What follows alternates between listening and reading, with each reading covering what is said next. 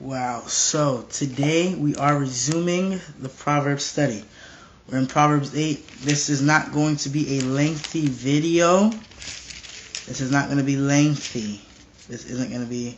So I may do a part 2 of chapter 8 because this isn't going to be a lengthy video, so I may come back and do it later. Or I'm going to just go spontaneous. I'm going to try to do the Proverbs 8 later today, so later tonight I'm going to try to do it. So this is not going to be long. So, okay. So today I was in prayer. And it was around maybe 11 o'clock. I didn't get out of the bed on time today. So it was like 11 o'clock. I was in prayer until about 1 something, but around 12, I started to have that, I started to get hunger pains because I hadn't eaten, but when I got up, I did drink something, so it did start up my metabolism. It woke up my inside. I drank orange juice. It did start me up on the inside. So, but, and then,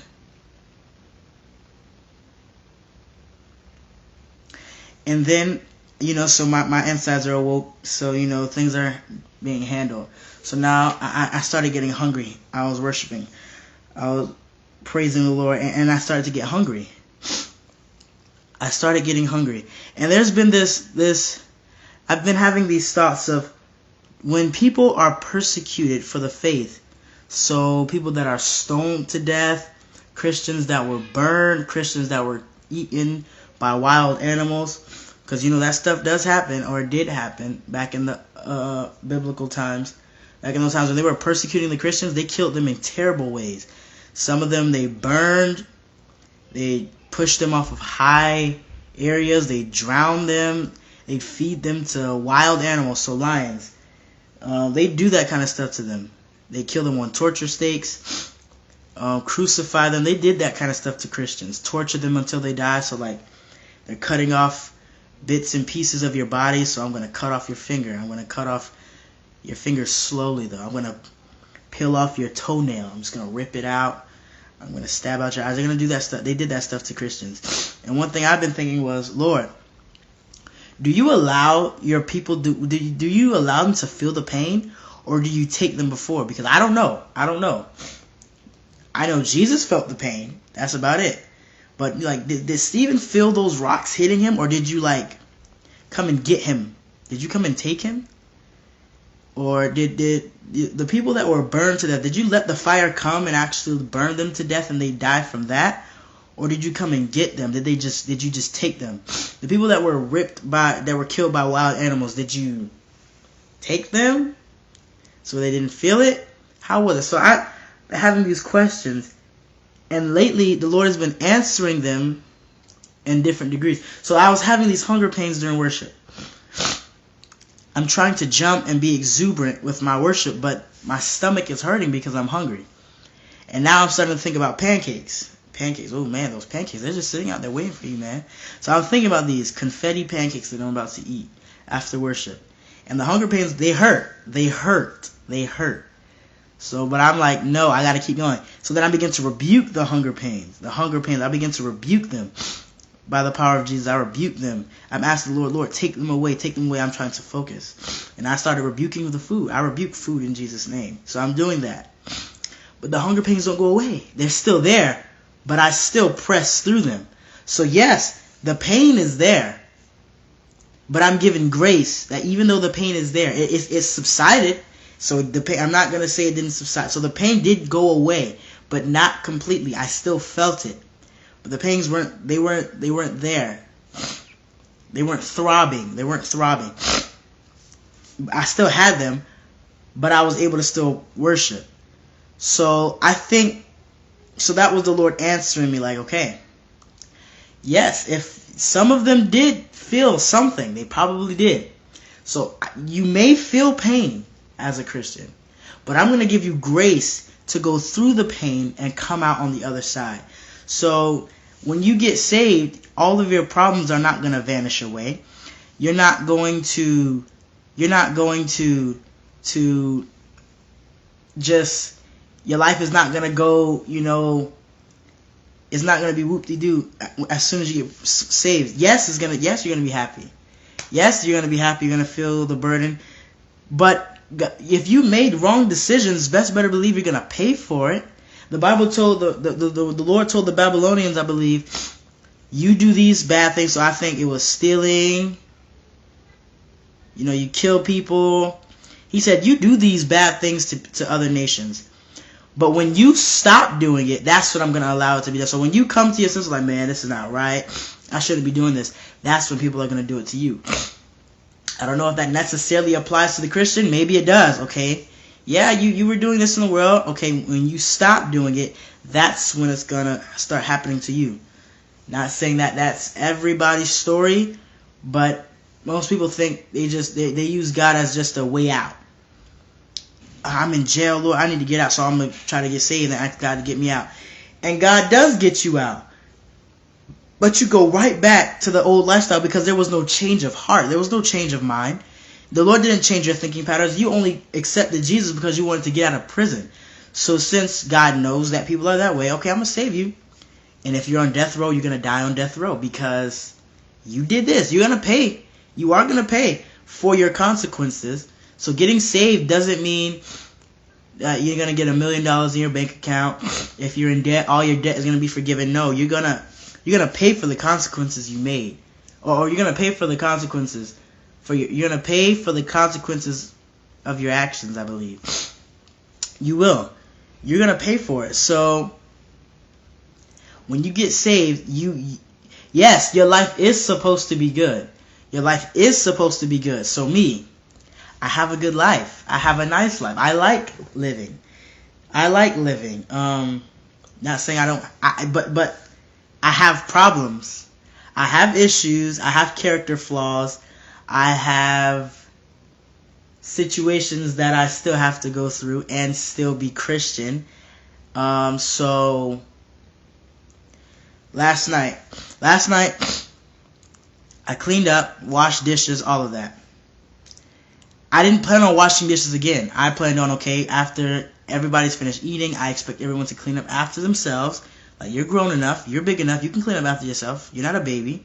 Clean up after yourself, and I'm just going to clean off the counter, sweep, mop, go to bed.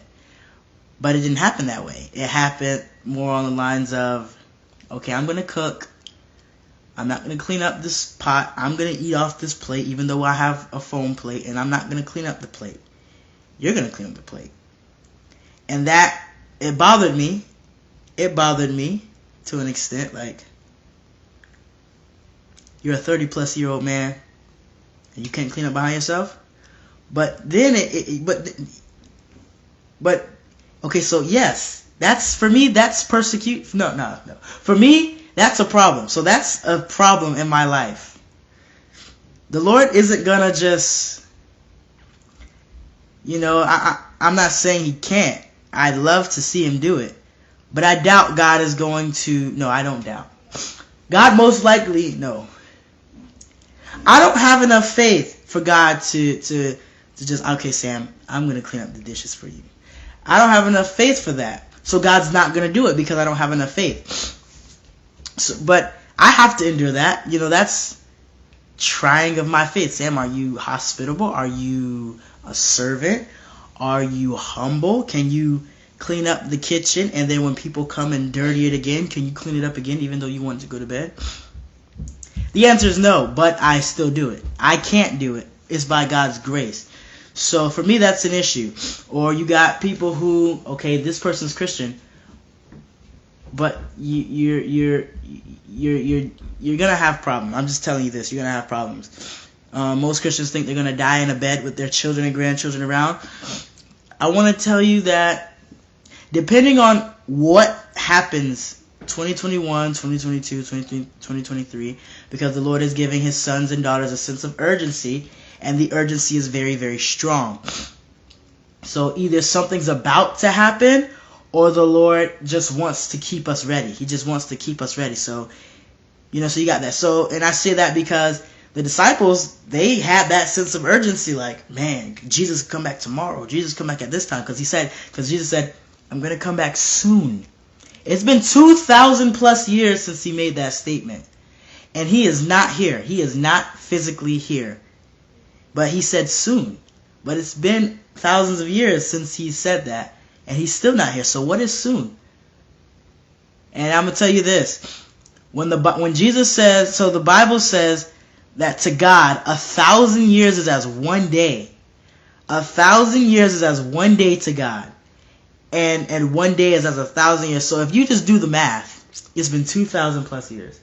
Which means it's only probably been, for God, it's 2 days ago God said that. Okay, so 2 days ago, God said that he's coming back. And God's like, why? And you're like, God, what's taking you so long? God's like, it's only been 2 days, man. It's only been 2 days and a few hours since I've made that statement. But for us, it's been 2,000 plus years.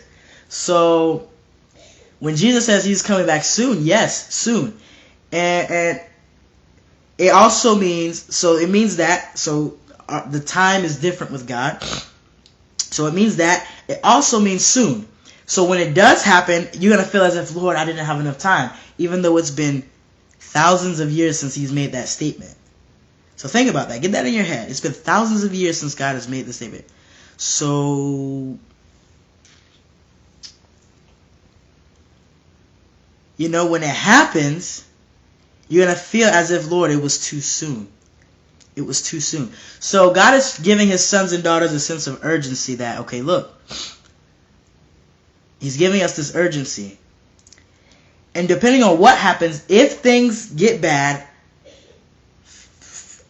most Christians aren't going to die in a bed with their children and grandchildren around with flowers and stuff like that. Most of us are going to be dead in the streets. You got shot. This Christian got shot. That Christian got executed, got his head cut off. You know, this one got torn up. They fed him to a wild animal. That one they burned to death. This one they stoned. They did this one to that one. So you got, that's most likely what's going to happen. Most likely, depending on what happens and depending on the calling on your life. So that is something to think about, consider. If you're not saved, think about, okay, when things get crazy, am I going to have someone to lean on? You may think, oh, I'm going to just lean on the government. The government is going to be against you. They're going to turn on you. Your own government is going to turn on you. Your own government is going to turn on you.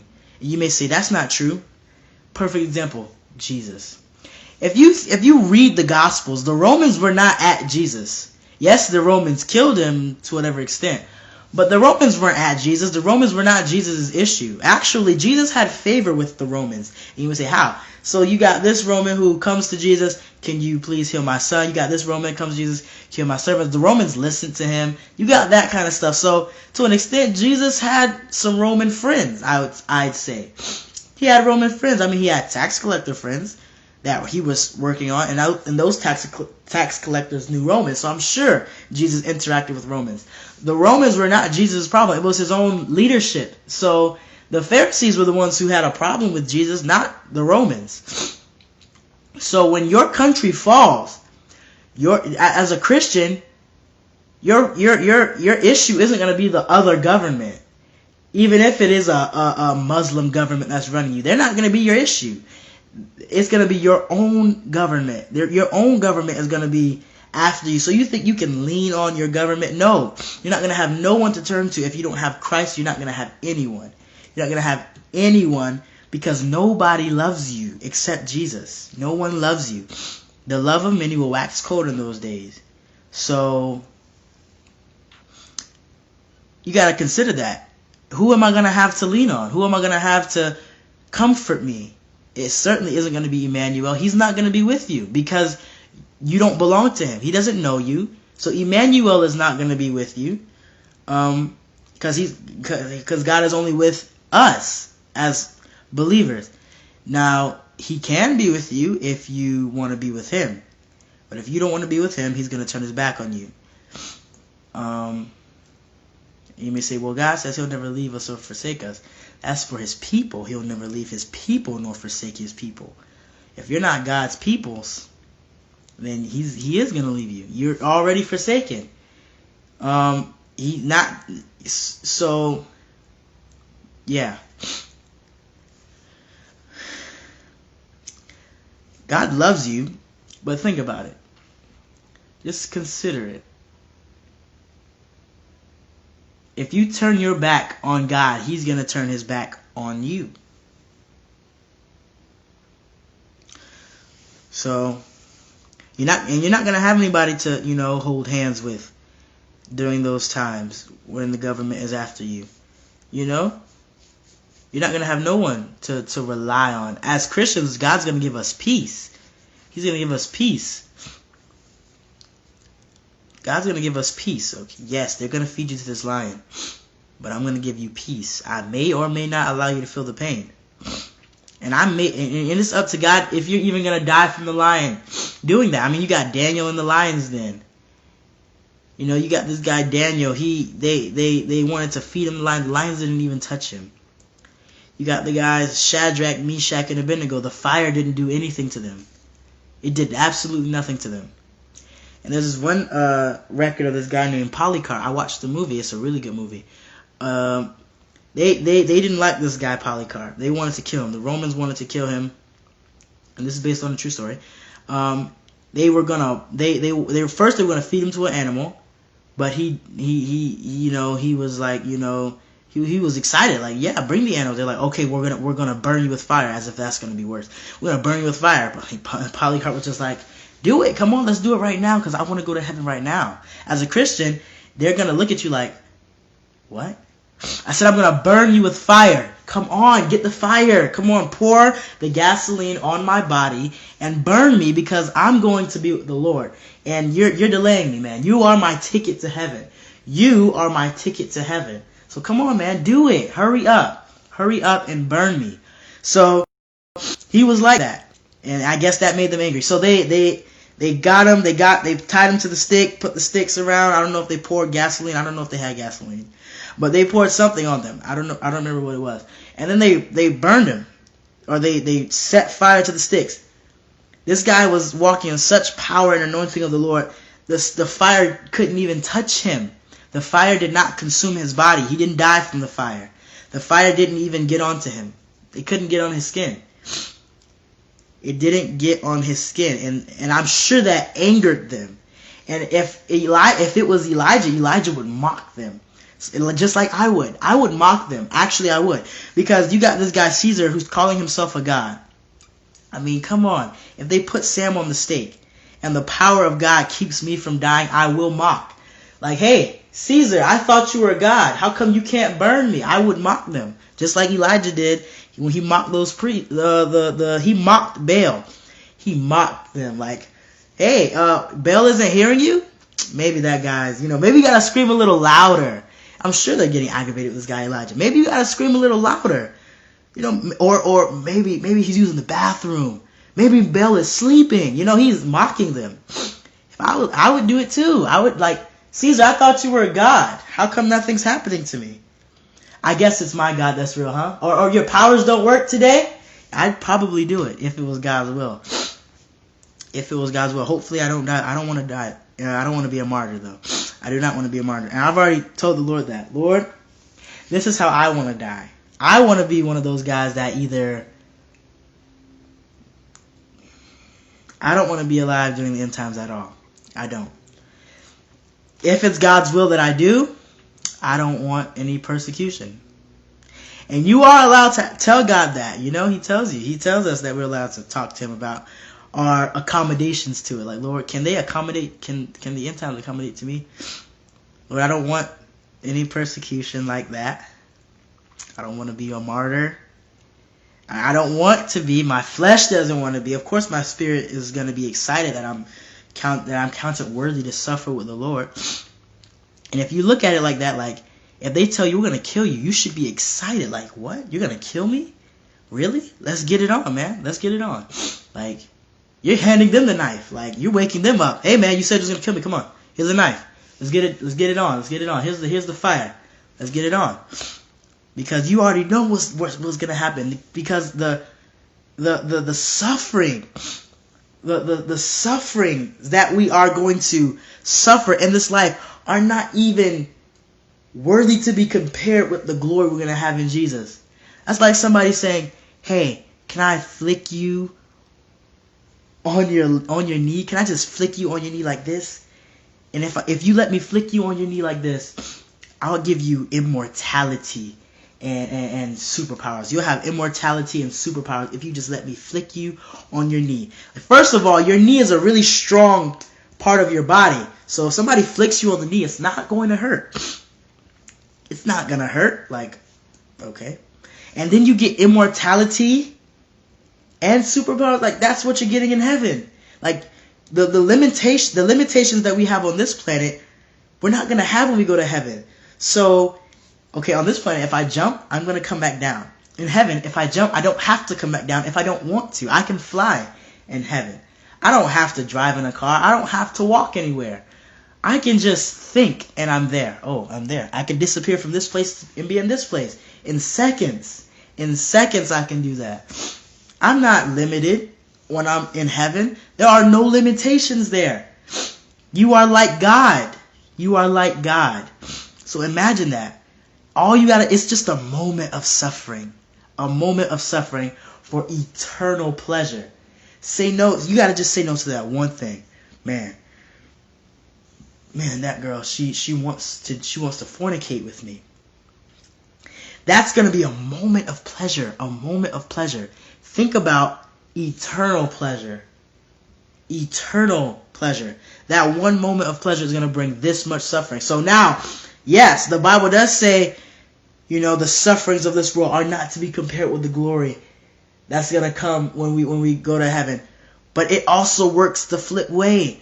The glory that you're gonna have in this world is not to be compared with the sufferings you're gonna have when you go to hell and when you go to the lake of fire. It's not even to be compared. Like, Lord, all I did was I just slept with Sheila, and then I married Sheila. So it's like, Lord's like, you fornicated.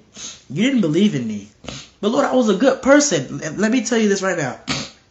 There are good people that are right now in hell. You may say, what? Yes, there are good people in hell. Name a good person. Mother Teresa. Oh my goodness. The sweetest woman is in hell right now because she did not believe in the Lord Jesus Christ. She was unwilling to move forward. She was unwilling. So guess where she is? In hell. She's in hell. She was a nice person. Everyone talks good about her. Oh, Mother Teresa, Mother Teresa. Mother Teresa is in hell, screaming with the rest of them, with the murderers, with the thieves. She's down there with them. Like, Lord, she was a good person. Says who? You? There are morally good people in hell. They're there. And there are people who you would never expect to be in heaven. Like the thief on the cross. He was a thief. This guy was being killed for crime. And guess where he is right now? He's in heaven. Like, wait, what? This thief is in heaven. It was like, he's not a thief. I forgave him. Like, you can forgive him in just a moment. Like, all he did was stand up for you, Lord Jesus. And this guy just gets to go to heaven. Like, yep. I mean, he had some pain, so they did break his legs before he died. But he did go to heaven. He's there. Mother Teresa is in hell. And then she's going to be taken out. She's going to be judged. And she's going to be sent to the lake of fire. Michael Jackson, you may say, oh, he was a good person. He's the king of pop. He's the king of pop. Yes. And he's in hell. And then he's going to go to the lake of fire. Yeah. They're going to the lake of fire.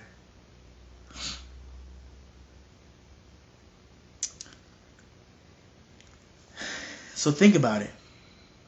Like, I want to give my heart to Jesus, but there's too much I got to give up. Well, if you don't give your heart to Jesus, you're going to give up everything. You're going to be giving up everything. Like, if you give your heart to Jesus, all you're giving up is sin. And once God changes your desires and what you like, you're not even going to like sin. You're going to have a disgust for it. Like, that's disgusting. So I get these messages from women. I can see these messages. I see the things people post on Instagram that are so inappropriate. Like, and when I'm focused on God, it's like, that's a disgust. Like, I can't believe you'd show your body like that. Like, nobody wants to see you. Nobody wants to see you. Obviously, somebody does want to see her, but it's not me. Like, I don't want to see you. Like, that's you're a disgrace to humans. That's disgusting. Why are you showing your body like that? Why are you moving your body like that? That's inappropriate. And as God continues to change me, continues to remove old mentalities and old thinking patterns, I'm going to be able to, like, really loathe sin. And I want to get to that place where I hate sin just as much as God does. Like, I hate sin. The guy Smith Wigglesworth, that guy hated sin. So you know what he'd do when people came up to him like, Pastor Smith, my tooth hurts. Oh, you got a toothache? Since he knows sin is why we have pain in our lives. You know what he's going to do? He's going to take you by the beard, if you have one, or he's going to take you like, oh man, your tooth hurts? He's going to punch you in the mouth.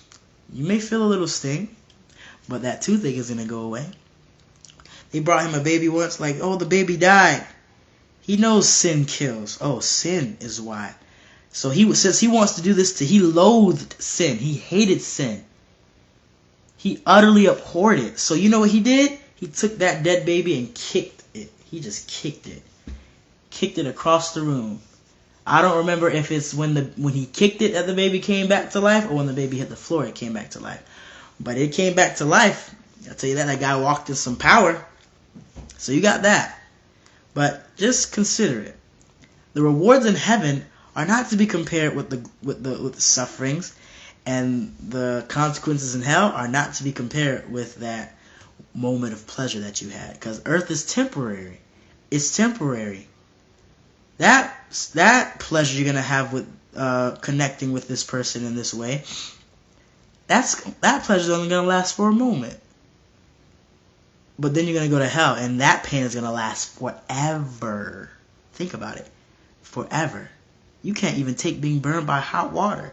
You think you're gonna be able to take hell? No, you're not gonna be able to take it, but you're gonna be there, and you're gonna wish that you was able to get out. You're gonna wish that you were able to get out. So think about it. Is it really worth it? Is it really worth it? Is it really worth it? Yeah.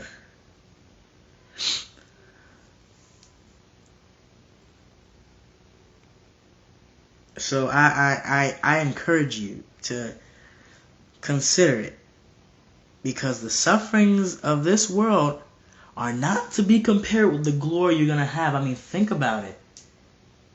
You can see God. Like, I can be with Jesus. I can talk to him, have a conversation with him. I can look him in his eyes. I can talk to him. We're going to see him as he really is. We're going to see what God really looks like. We're going to know his real name. Like, don't you want to know God's name? Yes, his name is God. Yes, his name is Jesus. Oh, his name is Jesus. Yes. That's the name he's given to us men. But what is his real name? He obviously has a real name, because his name isn't God. Yes, his name is God. He's God. But what's his name? What's your name? Don't you want to know his name?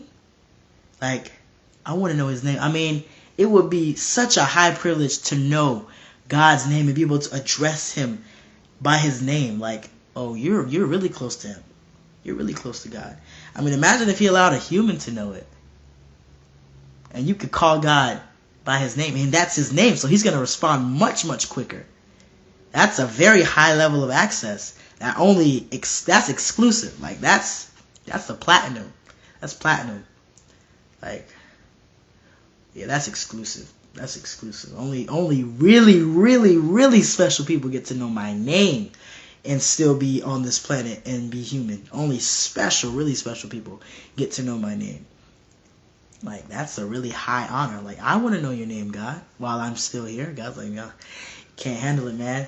You'll do something crazy with that access. That's why God doesn't give specific levels of power to people, because he knows, like, you can't handle this. You can't handle it. And I'm happy God knows that, because, I mean, imagine God just giving things to people because they wanted it. The world would look terrible if he just gave people things that they wanted. So think about it. Like, being in heaven forever. Being in heaven forever. consider it. Is it really worth it? Is it worth giving up that? Is it worth cutting off certain other areas of your life that are going to cause you pain and suffering? Is it worth it? If the answer is yes, then press on towards the mark of Jesus, not the mark of the beast. Press on for the mark. Press to go to heaven. If you feel like, nah, it's not worth it because I don't see God, I don't see heaven, I don't see this, I don't see that, so I'm not even going to try. I mean, like, when you start a business, you don't see the money. You just have to start. Whatever money you do have, you have to risk that. I mean, you'd still try to do it, wouldn't you? You're going to risk whatever money you do have. You don't see how big your business is going to flourish, but you're still going to put forth some effort. So it takes for God to open your eyes and to open your ears and your mind. If he doesn't allow you to understand and see, if he locks you in that reprobate state, you're going to hell. And that is not a good place to be. That's not where you just can't do right. Like, I can't. Like, I think good is bad and bad is good. When God puts your mind like that, he hates you. He hates you if he does that to you. Like, God really does not like you. If he hardens your heart. He did that to Pharaoh. He did that so that he can kill him. He wanted to just show that he's an amazing God. So he did that to Pharaoh. And you may say, that's not fair. God does what he wants to do. He chooses what's fair. So just go with what he says. Do what God says. You know? He has complete power. You might as well just do what he says. I mean, you can't. Either way, you're going to burn. Either way, you're going to burn. You're either going to burn in heaven or you're either going to burn in hell. I'd rather burn in heaven. I want to be on fire in heaven. Not on fire in hell. No, I can't. I can't. Either way, you're going to burn. Are you going to burn in God's presence, in the presence of his love and joy? Or are you going to burn in the presence of his anger? Because whether you go to hell or whether you go to heaven, you're still going to be with the Lord. Whether you go to heaven or whether you go to hell. Hell, he created it. God is in everything he created. So the fire that's going to be tormenting you, he's in that fire. That's him. He's there. That's just his complete anger. That's just anger. When you're in heaven and you're feeling that fire, that burn, that's his love. That's his joy. That's his peace. All of that. You're going to inherit just the goodness of God. So either way, you're going to burn. Either way. So choose. Are you going to burn in heaven or are you going to burn in hell?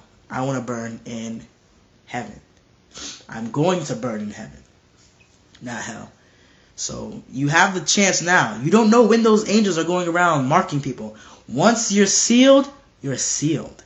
So if you're sealed in unrighteousness, best way to leave, you're going to hell. If you're sealed in righteousness, sit back and let God drive you to heaven. Just lean your seat back in the passenger seat. Put your hands behind your head because you're going to heaven. You're going to heaven. You are going to heaven. You don't know when those angels are coming. You have no idea. None of us know.